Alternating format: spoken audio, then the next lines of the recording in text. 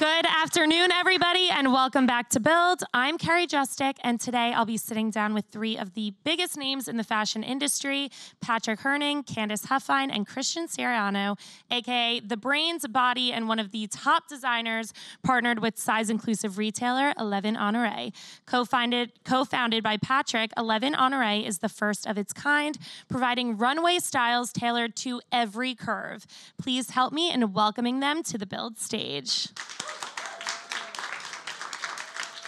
We have quite the group up here, so this is going to be a fun one. But Patrick, I wanted to start with you because, as I said, you co-founded 11 Honoré. So what was your initial vision for this site? Our initial vision for the site was to provide an underserved customer with mainstream designers that have been offered to straight-size women for decades, and creating an innovative and disruptive platform for her to feel seen, heard, understood, and an opportunity for her to have the best designers in the world. And what was your prior experience that allowed you to notice that gap? Well, so it's two things. One, it's technology, and two, it's fashion. So in the early days, I was in technology up in Silicon Valley.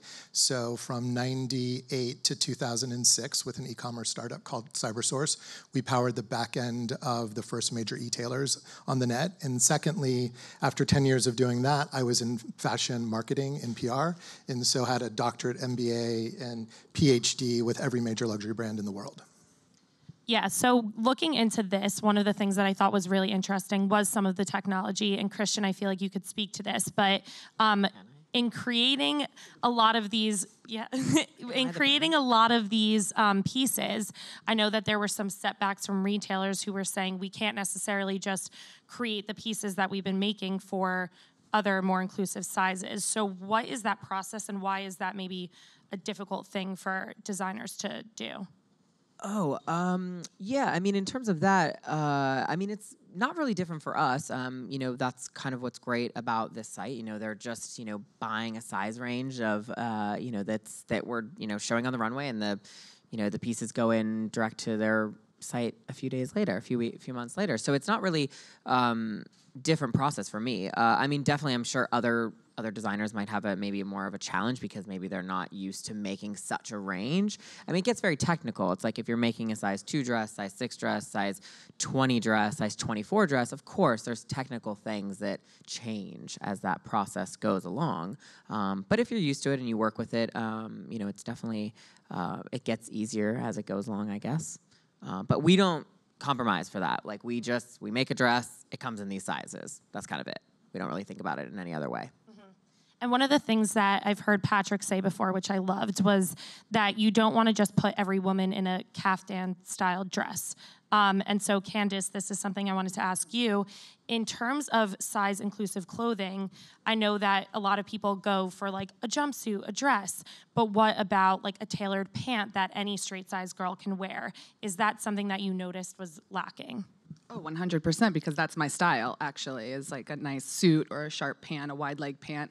And that is where sort of the design element falls off or had previously fallen off for a curvy customer, which is why it's so exciting for the site for 11 Honoré to exist, because it's literally taking the things that we used to covet that designers would make and say, oh, one day I wish, let me see if a more mainstream counterpart is making a copy of that, but it'll never really be the same, or will it fit you right? And then, you just kind of get used to dreaming, I guess. That's how I used to be. You got used to dreaming and hoping, and then kind of forgetting that because you're never going to find it. So you'd go back to your floral dress or something. So, it's exciting because there's something for everyone, and it's from the designers that you would always wish that you could purchase from. And so, it's really a no-brainer, and I think that we've spent a long time really proving that this curvy woman is fashion-forward and wants quality garments for her body, and so the time is now. It's perfect.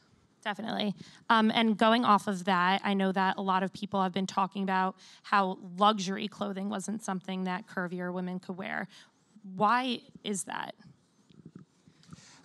I think that was a big misconception. I think with any great idea, it's, well, why hasn't anybody thought of this? And when we embarked on 11 Honoré, the intention was to provide an option that never existed before. I wanted to lead a conversation. I didn't want to follow a conversation. And we certainly didn't invent the plus conversation, but most of the product out there in the space had been fast fashion, opening contemporary. What she hadn't had access to was designer, and that's how we launched.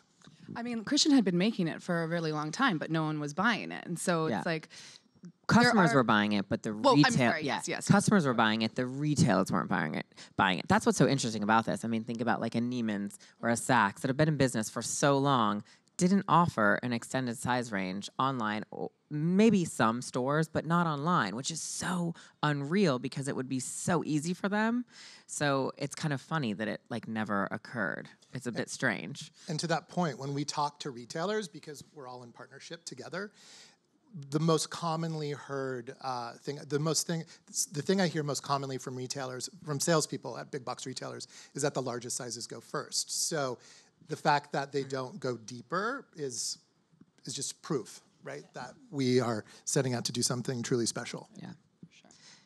And of course, I was going to say, like, it is a commitment. Like, it's a commitment for everybody because if you are buying size 2 to 28, it's a lot of pieces. It's double the dollars, double the amount of everything. So any buyer that's coming to you, you know, and looking for that, it's such a range. So there are logistically things that it may be challenging for not every single retailer to do it. So I do understand it. But the majors and the people who are really like leading the industry, the fact that they're still like not fully there is still a bit odd. Yeah, I mean, it's pretty wild to think that this is still an afterthought. I know. And it's such a great, it's like, are we not interested in selling clothes? Like, I'm like, is that not the point here? I always think that's strange. I'm like, because I want to be a designer because I want to make beautiful things, but I would love to sell clothes because otherwise, why am I doing it? You know, there's all those reasons. I'm not just an artist. You know, we're here to, to build a business and build a brand. So I always thought that was weird. Yeah, definitely. And like Candice just pointed out, you were doing this. We've had this customer from day one because it's not like they're new. Yeah. It's not like all of a sudden we're curvy. Women appeared. Yay. No, that's like so strange. So the customer's always been there. The woman has always been there. And I think that's also interesting to think. But sometimes you have to like put it in people's face for them to like really get it. Mm-hmm. We're all very visual creatures, so sometimes you just have to put it out there. It's clear that Christian always got it. Like that was always a mission and passion of his to serve this customer. And so like what he does, I think it should be a benchmark for all designers, and where they're a little, I don't want to use the word clueless, where they're a little confused maybe on how to enter the market. I think that's amazing how you guys come in to assist them in doing so. So really there should no longer be a point of contention of entering an expanded size market or extending your clothing because all the tools are here for you. It's proven the customer is here. There's a place to sell.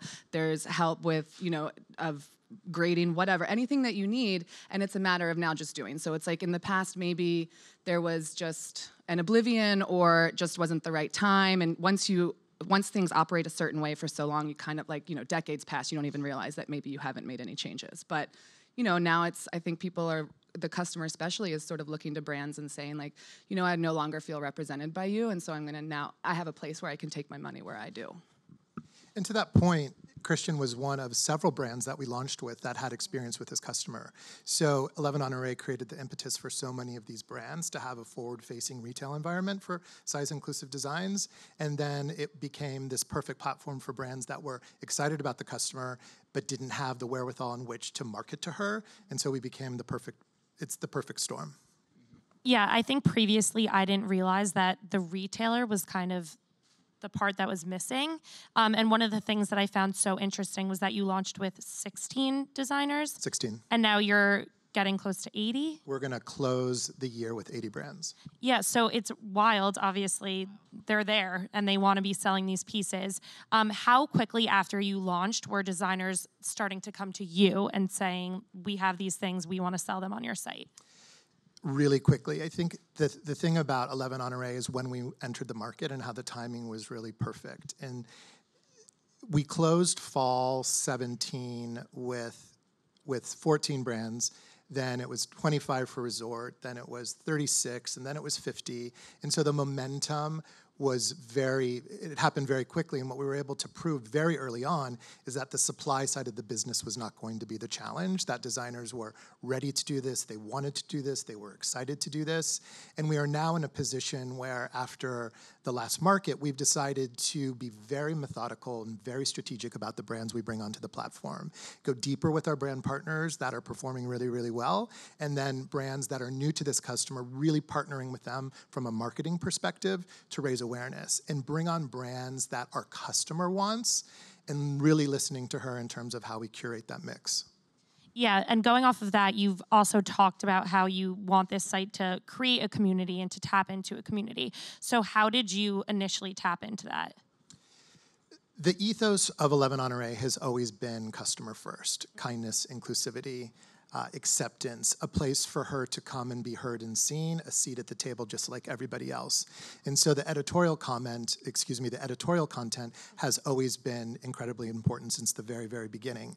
We've always produced beautiful, great, meaningful content, but we're getting ready to launch with a much more robust platform called Page 11. It's overseen by our editorial director, Melissa Magsese, who has a tremendous background in terms of building great media brands.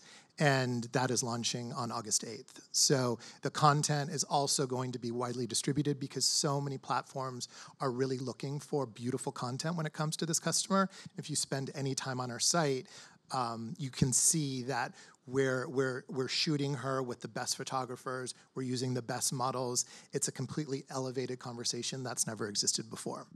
Yeah, the site is stunning, and if anybody hasn't seen it yet, I just want to throw every piece on myself because it all is gorgeous.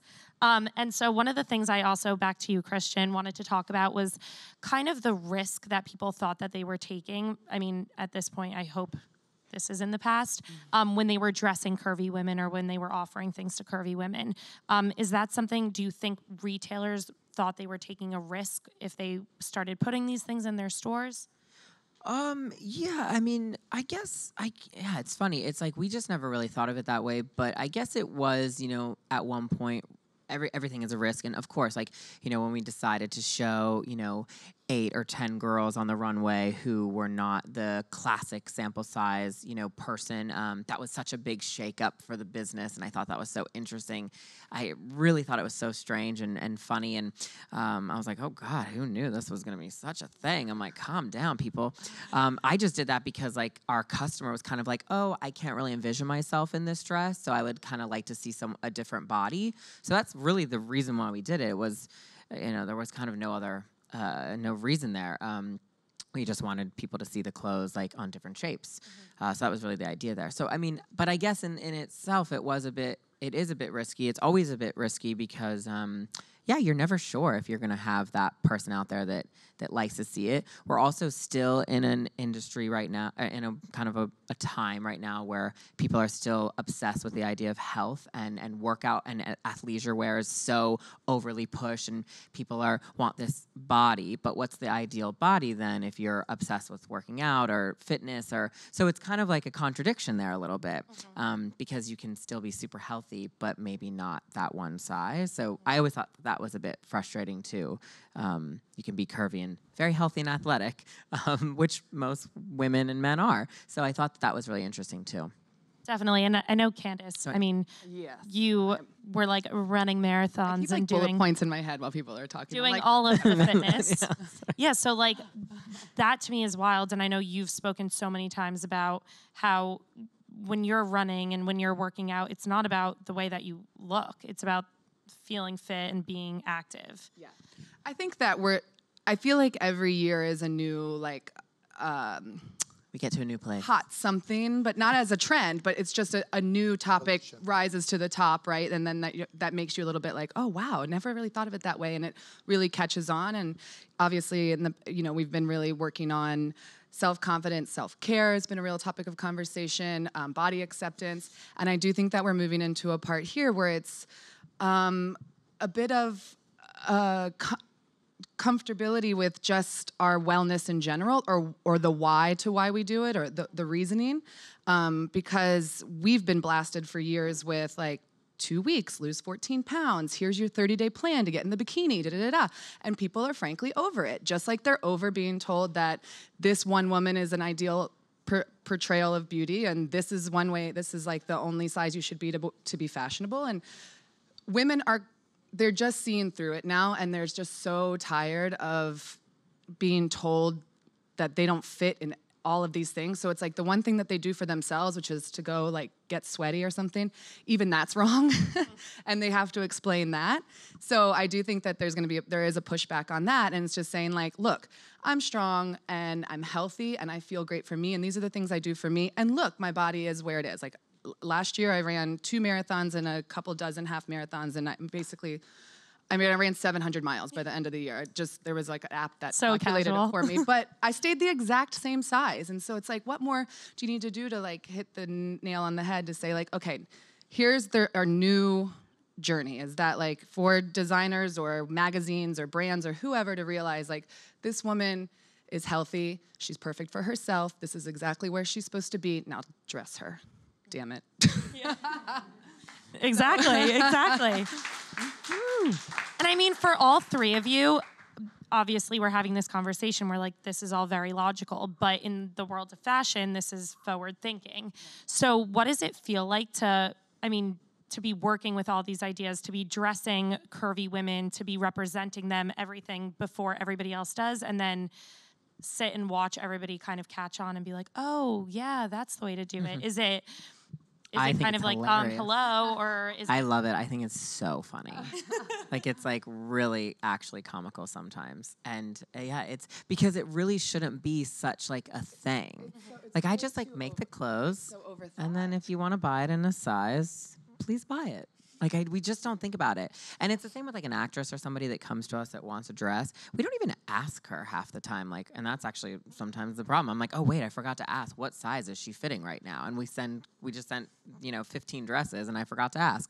And that happens all the time because you're just not, I don't know, we just don't think about it. And I think that's what it is. It just should be, like, a normal thing to just, That's something that always confused me about the sample sizing. It's like, I know that these are your runway sizes, but certainly when a mega movie star contacts you, like she's not going to be that runway size, that long size 2 that you made. There can't just be one.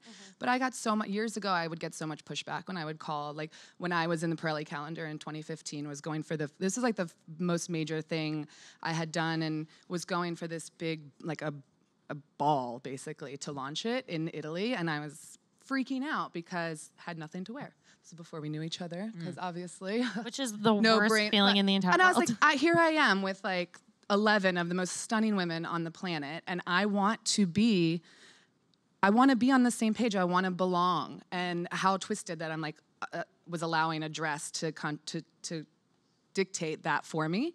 But I mean, we got so many phone calls. My publicist made so many phone calls, and they're like, we would love to, but we just don't have it. And that's like, a huge role we're playing. But what if, like, Reese Witherspoon called, and she's petite, like, either direction, you don't have it. But so, like, what are you going to do to... tall, so... What are you going to do to... You have to make it. And are we not going to do that because of my size? Like, it's really disheartening, and I'm just, like, we're so beyond that, and we'll only go up from here, thank goodness, because it's just... And that's a huge piece of our business that many people don't know, that we buy the sample as part of our production run. And so we have a complete sample set of all the designers we carry on the site.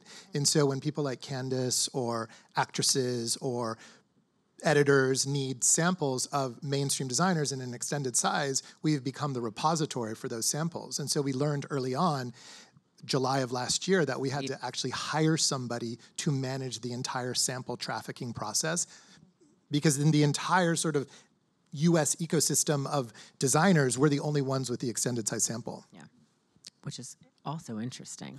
I'm like, Dior, you don't have a size 18 laying around? Figure it out. I love the shade coming from you. The whole time you're like, duh. I mean, but look how many ladies at the award shows were all, it was a Christian army. And you can dress everybody. And that's the thing. We dressed 17 women at the Oscars. And yes, it was really hard and really like, and there was a lot of work. And every single one of those actresses was 100% a totally different person. I mean, we dress Whoopi Goldberg to Lori Metcalf. Lori Metcalf is a 02.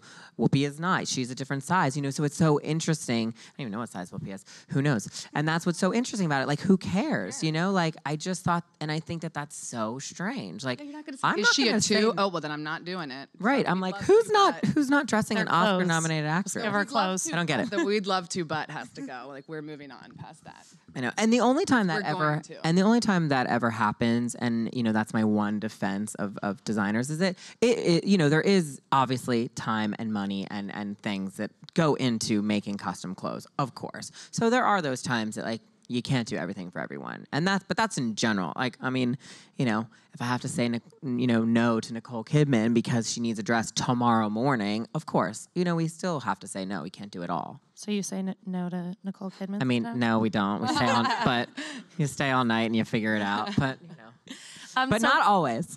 Before we head to Q&A, audience Q&A, there's so many things that we're like, oh, that's behind us, that thinking's behind us.